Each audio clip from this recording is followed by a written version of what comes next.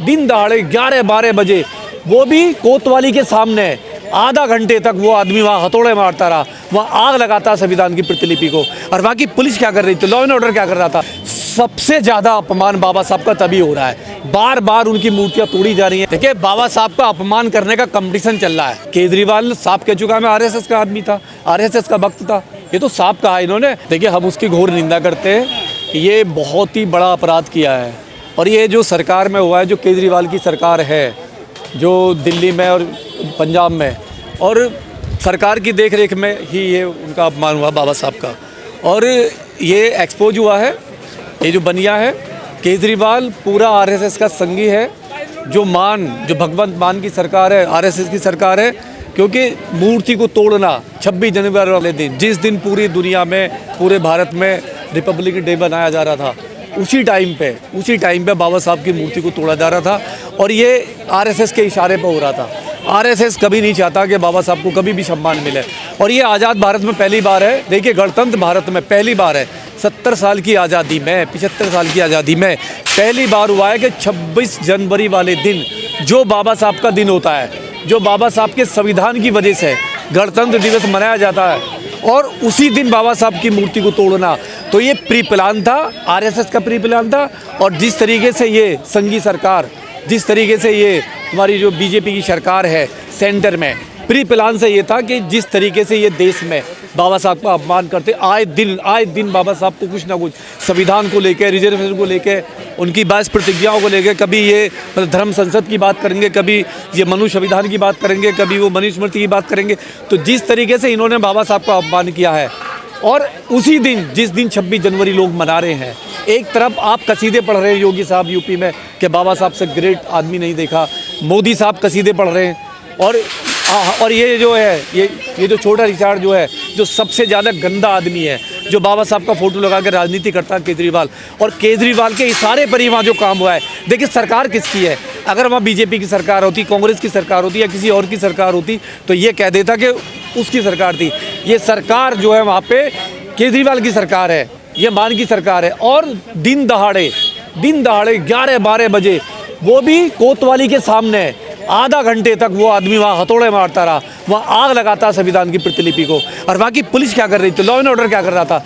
जो पुलिस तेरे हाथ में है, जो केजरीवाल के हाथ में पुलिस है वहाँ की, यहाँ तो दिल्ली नहीं है ना। दिल्ली में कोई बात होती है, ये बार बार मतलब एलिगेशन लगाता कि वो तो सेंटर के पास है, लेकिन पंजाब की पुलिस तो तेरे पास है। और जब तू बात करता है बाबा साहब की, बात करता है रिजर्वेशन की, बात करता है बाबा साहब के सम्मान की, और तेरी ही सरकार में बाबा साहब का अपमान होता है, बाबा साहब का संविधान को मतलब जलाया जाता है, उनके मतलब मूर्ति पर हथौड़ा मारा जाता है। लेकिन जो केजरीवाल है वो तो कहता है कि हम तो भक्त हैं बाबा साहब के, संविधान की वो रक्षा करने की बात करते हैं। देखिए, भक्त होना, अनुयायी होने में जमीन आसमान का फ़र्क है। अगर ये अनुयायी होता तो वहाँ पे बाबा साहब की मूर्ति का अपमान कभी नहीं होता। ये भक्त है, और अंधभक्त बहुत ही जालिम होते हैं, जल्लाद होते हैं। और हम मांग करते हैं केजरीवाल की सरकार को पूरी तरीके से कटघरे में करा की जाए, और केजरीवाल पे केस हो, और जो वहाँ पे मान है उस पर भी केस होना चाहिए। केस सरकार पे होना चाहिए, और सरकार को ही सुप्रीम कोर्ट में जवाब देना चाहिए, क्योंकि इनकी देखरेख में, गवर्नमेंट की देखरेख में हुआ है, ये सरकार की देखरेख में हुआ है। सरकार वहाँ पे पंजाब में केजरीवाल की सरकार है, दिल्ली में केजरीवाल की सरकार है, और जो पुलिस जो आती है, जो लॉ एंड ऑर्डर है, वो वहाँ पे केजरीवाल के हाथ में है, ना कि बीजेपी के हाथ में।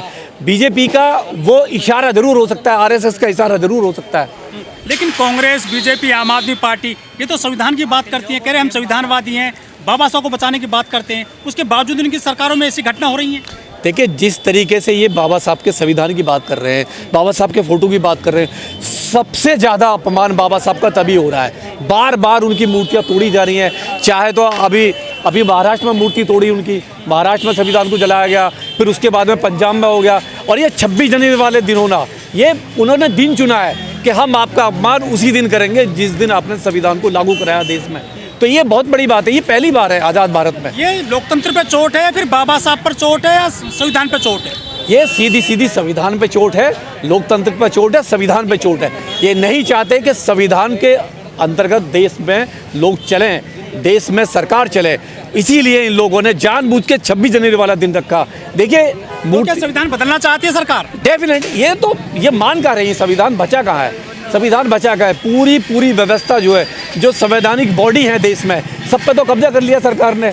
सारी बॉडी हो, बच्चा CBI हो, ID हो, सुप्रीम कोर्ट हो, लोअर कोर्ट हो, हाई कोर्ट हो, तुम्हारा कोई डिपार्टमेंट ऐसा नहीं है जिस पे इसने कब्जा नहीं किया हो, जिसको गुलाम ना बनाया हो। तो ये जिस तरीके से हम घोर निंदा करते हैं, और मैं कहता हूँ जिसने वो मूर्ति तोड़ी है उसे फांसी की सज़ा होनी चाहिए। जब तक ऐसे लोगों को फांसी की सज़ा नहीं होगी तो ये लोग ऐसे ही करते रहेंगे। मैं अपील करता हूँ लोगों से कि उसको कम से कम फांसी की सज़ा होनी चाहिए। तो बीजेपी के नेता जो बोले थे कि आप संविधान हम बदलेंगे, नया संविधान लाएंगे, तो क्या सच्चा हो रहा है उनका सपना ये?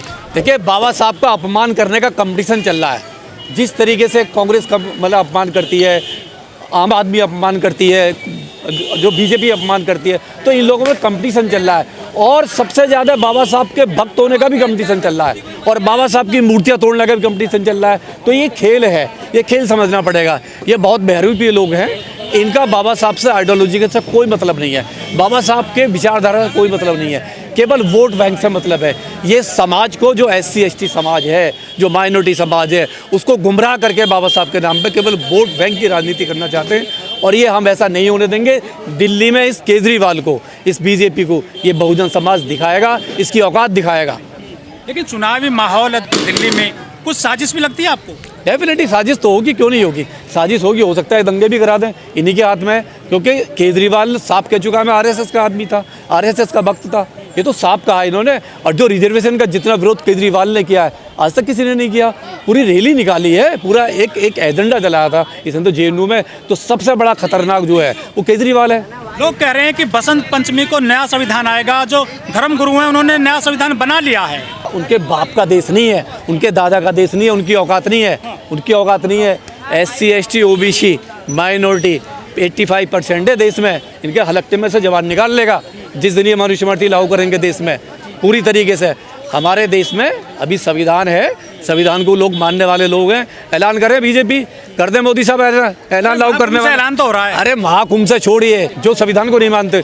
अगर RSS क्यों नहीं करती है ऐलान? मोहन भागवत कर दे ऐलान, BJP कर दे ऐलान कि हम संविधान को नहीं मानते, कर दे। कौन सा डेट बताएं, तारीख बताएं, मनुस्मृति लागू करेंगे। पंचमी भाई तो वो लोग हैं जो बेवकूफ़ नालायक लोग हैं। मैं कह रहा हूँ जो बॉडी है, जो सरकारी बॉडी है, मोहन भागवत है, लागू करें ना, बताएं मोहन भागवत डेट। बोर्ड की गठन होगी, अब कुछ नहीं होगा, वो तो कुछ नहीं है। हमारे संविधान में कभी विश्वास नहीं था, भाईचारे में विश्वास नहीं है, हिंदू मुस्लिम में विश्वास नहीं था। वो तो दंगाई लोग हैं, वो दंगाई लोग हैं। वो देश में नफरत में, देश को नफरत की आग में झोंकना चाहते हैं, देश में आग लगवाना चाहते हैं, केवल धर्म के नाम पे। उनका वोट बैंक के धर्म, केवल वो धर्म की राजनीति कर रहे हैं। सनातन युग शुरू हो चुका है। सनातन तो पहले से ही था। सनातन मरा कब है? सनातन मरा कब? महाकुंभ से शुरुआत हुई है। कुछ नहीं, महाकुंभ तो हर साल आता है, हर साल आता है। कुंभ का मेला हर साल लगता है, हर साल लगता है। लोग जो जिसकी जैसी आस्था है वो जाता है, उसमें जाता रहेगा, उसे कोई रोक नहीं सकता। आप धर्म की आड़ में देश में आग नहीं लगा सकते। जैसे अमृतसर में प्रतिमा पर हमला किया गया, अखिलेश यादव शरण में पहुंच गए शंकराचार्य के यहाँ पर। देखिए, अखिलेश यादव की मजबूरी है, वो भी हिंदू धर्म में पैदा हुआ है, वो हिंदू रीति रिवाज सारे मानता है, जैसा उसके फादर जैसे घर में चलता है वो ऐसे ही मानेगा। हम किसी आस्था को बात ही नहीं कर सकते। संविधान बचाने की बात कर रहे थे वो तो 2024 में जब चुनाव आए थे। संविधान को बचाना और गंगा में डुबकी लगाना अलग अलग विषय है। वो रोज़ गंगा में डुबकी लगाए, हमें फ़र्क नहीं पड़ता, हमें फ़र्क नहीं पड़ता कौन का जाए। देखिए, मैं नहीं जा रहा, मैंने पाप नहीं किया, मुझे नहीं जाना। जिसने पाप करे वो जाए। हो सकता है कितने पाप कर रहे होंगे, हो सकता है अखिलेश चले गए हैं वहाँ पर। जो मुक्तेश्वर हैं, जो महाराज मुक्तेश्वर है, जो शंकराचार्य है, उन्होंने साफ कहा है कि गंगा में जो भी जाता है वो अपने पाप धोने जाता है। मुक्तेश्वर कह रहे हैं इस पे, आस्था भी तो हो सकती है वो। अरे शंकराचार्य कह रहे हैं उस चीज़ को।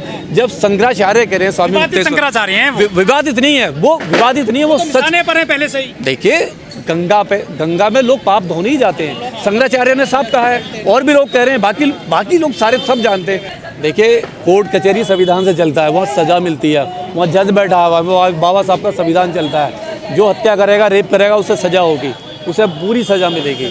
गंगा में क्या होता है वो गंगा वाले जाने, लेकिन जो अपराध करेगा वो संविधान के दायरे में आएगा, चाहे मुख्यमंत्री हो, चाहे प्रधानमंत्री हो, चाहे राष्ट्रपति हो, चाहे लोग। बीजेपी सरकार ने बड़ा महाकुंभ का प्रयोजन किया है, वहाँ करोड़ों लोग पहुँचे हैं, सब कुछ शांतिपूर्वक चल रहा है वहाँ पर, सब समान है, कोई जात पात का भेदभाव नहीं है, सब डुबकी लगा रहे हैं। बीजेपी की वजह से नहीं है, ये तो धर्म का विषय है, आस्था का विषय है। देश में आज भी हिंदू बहुत है, 80% हिंदू है, 80% हिंदू है, तो उसमें से अगर 20% हिंदू नहाने भी चला जाएगा तो क्या दिक्कत है? जाने तो उनकी आस्था का विषय, भाई हम किसी की आस्था को ठेस नहीं पहुंचा सकते। जिसका कहीं विश्वास है वो जाए, चाहे वो मंदिर में जा रहा, मस्जिद में जा रहा, चर्च में जा रहा, गुरुद्वारे में जा रहा। लेकिन जब वो अंधविश्वास पे आ जाएगा, अंधविश्वास को हमें दूर करना है। पाखंडवाद की बात देखिए, जो वहाँ प्रसाद भी बन रहा है ना, उसमें प्रसाद में भी साफ है कि उस प्रसाद में वही हाथ लगाएगा ब्राह्मण और क्षत्रिय, तीसरे का हाथ भी नहीं लेगा। शूद्र उस प्रसाद को खा तो सकता है लेकिन छू नहीं सकता, उसको बना नहीं सकता। तो सीधा है, वहाँ से बहुत सारी वीडियो आ रही है, बहुत सारा हो रहा है।